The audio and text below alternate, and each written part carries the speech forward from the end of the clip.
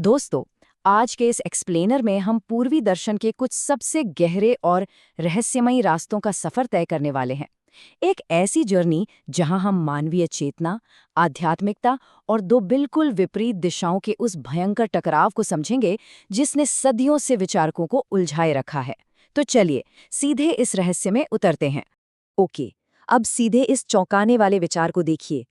तंत्र की दृष्टि में योग एक गहरी आत्महत्या है। सुनकर अजीब लगा ना? ये एक अकेली लाइन इन दो प्राचीन परंपराओं के बीच मौजूद उस गहरी टेंशन को तुरंत सामने ला देती है जिसे आज हमें डिकोड करना है। आखिर ऐसा क्यों कहा गया? तो सबसे पहले आते हैं भाग 1 पर, योग और तंत्र के बीच का ये जबरदस्त टकराव। यहाँ फर्क बिल्कुल साफ है। योग को आप एक योद्धा का रास्ता समझ सकते हैं। ये बहिर्मुखी है, यानी बाहर की तरफ। यहाँ आपको अपनी प्राकृतिक इच्छाओं से लड़ना होता है, उनका दमन करना होता है। पर तंत्र बिल्कुल इसका उल्टा है। ये भोक्ता का रास्ता है, अंतर्मुखी। ये लड़ने में नहीं, बल्कि मानव स्वभाव की हर एक चीज को पूरी तरह से स्वीकार करने में विश्वास रखता है। एक तरफ योग कहता है कि आगे बढ़ने के लिए अपनी प्राकृतिक इच्छाओं को मारना होगा, और दूसरी तरफ तंत्र कहता है कि उन्हें गले लगाओ। तो सबसे क्रूशियल पॉइंट ये निकल कर आता है कि दोनों ही रास्तों का अंतिम लक्ष्य परम जागरूकता है, लेकिन उनके काम करने के तरीके एक दूसरे के बिल्कुल दुश्मन हैं। सोर्स मटेरियल यहाँ बहुत स्पष्ट है। योग जागरूकता के साथ दमन है, तंत्र जागरूकता के साथ भोग है। योग इच्छाओं के खिलाफ जंग छिड़कर भीतर एक नया केंद्र बनाता है, लेकिन तंत्र कहता है कि इच्छा के बिल्कुल बीचों बीच पूरी चेतना के साथ उतर जाओ, ताकि अंततः आप उसके पार जा सको। अब बढ़ते हैं इस कहानी के दूसरे हिस्से पर, स्वीकृति की कीमिया, यानी एक्सेप्टेंस का जादू।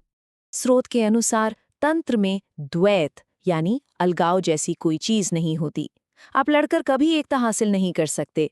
तंत्र मांग करता है कि बिना लड़े पूर्ण स्वीकृति अपनाई जाए। आपको लग सकता है कि गुस्सा या लालच बुरी चीजें हैं, है ना? पर तंत्र के अनुसार इन्हीं प्राकृतिक ऊर्जाओं को अगर पूरी जागरूकता के साथ स्वीकार किया जाए तो यही ऊर्जा करुणा और प्रेम का गहरा स्रोत बन जाती है। लड़ने से अहंकार पैदा होता है, जबकि बिना शर्त स्वीकार करने से वो अहंकार पूरी तरह घुल जाता है। यहाँ सोर्स मटेरियल एक बड़ा दिलचस्प दावा करता है कि आज की आधुनिक मानवता मनोवैज्ञानिक रूप से अस्वस्थ है। पाठ बताता है कि फ्राइड और यंग जैसे शुरुआती पश्चिमी मनोवैज्ञानिकों ने अनजाने में ही सही तंत्र के लिए एक जमीन तैयार कर दी थी। उन्होंने पहचाना कि मानसिक बीमारियां हमारी दबी हुई इच्छाओं के कारण होती हैं, और तांत्रिक दर्शन भी यही मानता है कि दमन से ही बीमारी पैदा होती है। ये देखना बहुत फैसिनेटिंग है कि कैसे सोर्स मटेरियल पश्चिमी मनोविज्ञान और पूर्वी तंत्र के विचारों को जोड़ता है, जहां किसी भी प्राकृतिक ऊर्जा को बिना किसी अपराध बोध या गिल्ट के देखा जाता है। चलिए अब तीसरे हिस्से की तरफ बढ़ते हैं, जो थोड़ा और रहस्यमयी है, समर्पण का रहस्य। ये एक ऐसा सवाल है जो सोर्स मटेरियल सामने रखता है और जो सच में आपको सोचने पर मजबूर कर देगा। आखिर कोई समर्पण कैसे करता है? जब सारी कोशिशें फेल हो जाएं, तब ये समर्पण आखिर घटित कैसे होता है? अब इसमें जो सबसे बड़ा विरोधाभास है ना, वो ये है कि शिव की 112 ध्यान विधियां मानवीय इच्छा शक्ति पर निर्भर करती हैं। उनमें कुछ न कुछ करना पड़ता है, लेकिन समर्पण की कोई विधि नहीं होती। क्यों? क्योंकि आप समर्पण करना सीख नहीं सकते, जैसे आप प्यार करना नहीं सीख सकते। तकनीकें अहंकार का हिस्सा हैं, और अहंकार तो कभी खुद को ही मिटाने का प्लान नहीं बना सकता ना। इसी बात से हम पहुंचते हैं अपने चौथे हिस्से पर, अहंकार का भ्रम, उस झूठे मैं की पहचान। सोर्स हमें बताता है कि ये जो झूठा मैं है, यानी हमारा अहंकार, ये हमारा सबसे बड़ा डिफेंस स्ट्रक्चर है। अहंकार में होना मतलब किसी शिखर या पहाड़ की चोटी पर बैठे होने जैसा है, सबसे ऊपर। लेकिन समर्पण के लिए आपको एक घाटी बनना पड़ता है। स्रोत में महाकश्यप और बुद्ध का एक बहुत सुंदर किस्सा है। महाकश्यप बुद्ध के पास आए और बिना कुछ किए महज बुद्ध के स्पर्श से ऊर्जा प्रवाहित होने लगी। ऐसा इसलिए क्योंकि कृपा और ऊर्जा हमेशा नीचे की तरफ एक घाटी में ही बह सकती है। एक शिखर पर बैठे हुए अहंकार तक वो कभी नहीं पहुंच सकती। इस प्रक्रिया को और गहराई से समझने के लिए आइए देखते हैं कि रिंझाई नाम के एक साधक ने खुद को कैसे विसर्जित किया। जब रिंझाई ने मुक्ति मांगी तो उनके गुरु ने उन्हें खुद को खोजने भेज दिया। ध्यान के माध्यम से रिंझाई ने स्टेप बाय स्टेप सब कुछ त्याग दिया।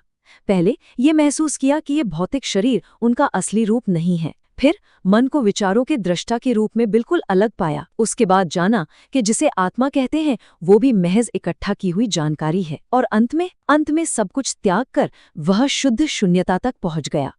उसी गहरी शून्यता में पहुंचकर रिंझाई ने ये बात कही थी, मैं स्वतंत्र हूं, क्योंकि अब मैं नहीं हूं, बंधन में रहने वाला कोई नहीं है। इस बात में एक अजीब सा भारीपन है। सच्ची आज़ादी केवल तभी मौजूद होती है जब आज़ादी मांगने वाली इकाई यानी वो झूठा मैं पूरी तरह से गायब हो जाए। तो अब चलते हैं आखिरी हिस्से की तरफ, सच्चे परिवर्तन के लक्षण। आखिर असली जागृति का प्रभाव दिखता कैसा है? यहाँ सोर्स का दावा हमारी आम सोच से काफी अलग है। हमें लगता है ना कि ध्यान का मतलब तुरंत शांति मिल जाना है, पर स्रोत स्पष्ट करता है कि सच्ची तकनीक तुरंत शांति या समाज के साथ एडजस्टमेंट नहीं लाती, बल्कि ये एक गहरी अशांति और अराजकता लाती है। प्रार्थना या मनोविश्लेषण आपको एक बीमार समाज में एडजस्ट करना तो सिखा सकते हैं, पर एक काम करने वाली तकनीक आपकी पुरानी वास्तविकता को पूरी तरह चकनाचूर कर देती है। इसका पहला लक्षण है एक अलग पहचान। बाहर से शारीरिक आंखें वही रहती हैं, लेकिन उन आंखों के पीछे देखने वाला पूरी तरह से बदल जाता है। पिछले स्वरूप और वर्तमान धारणा के बीच एक अजीब सी दूरी और अनजानापन महसूस होने लगता है, जो खुद के ही लिए नया होता है। दूसरा लक्षण और भी ज्यादा रहस्यमयी है, उल्टा गुरुत्वाकर्षण। सोर्स बताता है कि अचानक एक भारी वजनहीनता यानी हल्कापन महसूस होता है। ऐसा लगता है जैसे पृथ्वी का गुरुत्वाकर्षण बेअसर हो गया हो और कोई कृपा आपको ऊपर की ओर खींच रही हो। कई लोगों ने ध्यान की गहराई में जाने पर आंतरिक रूप से हवा में तैरने या ऊपर उठने जैसी फीलिंग रिपोर्ट की है। तीसरा लक्षण है सामाजिक अयोग्यता, यानी इस रोजमर्रा के सांसारिक दुनिया में पूरी तरह से अपनी पुरानी दक्षता खो देना।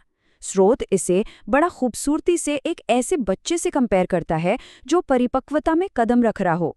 उस बदलाव के दौर में आप अपनी ही लाइफ में एक आउटसाइडर बन जाते हैं, जो इस दुनिया के बने बनाए सांचे में फिट ही नहीं हो पाता। तो संक्षेप में कहें तो सच्चा ट्रांसफॉर्मेशन डरावना हो सकता है। जागरूकता का प्रकाश सबसे पहले आपके मन की सबसे अंधेरी और उलझी हुई गंदगी को उजागर करता है। मौन और ब्रह्मांडीय शांति तो इस शुरुआती पागलपन के बहुत बाद में आते हैं, और यहाँ एक गुरु का काम बस इतना है कि वो सुनिश्चित करे कि साधक घबराकर वापस अपने पुराने भ्रमों की तरफ भागने न लगे। इस एक्सप्लेनर ने हमें योग के कठोर दमन से लेकर तंत्र की खुली स्वीकृति और समर्पण के उस रहस्यमयी शून्यता तक का गहन सफर कराया है। लेकिन अंत में ये हमें एक ऐसे विरोधाभास पर लाकर खड़ा कर देता है जो आपके दिमाग से निकलेगा नहीं। सोचिए, यदि सच्ची जागरूकता का अंतिम अर्थ स्वयं को पूरी तरह से खो देना है, तो फिर आखिर वो है कौन जो इसे खोज रहा है? इस गहरे और बेचैन कर देने वाले सवाल के साथ हमारा आज का यह विश्लेषण यहीं समाप्त होता है। हमारे साथ जुड़ने के लिए आपका बहुत बहुत शुक्रिया।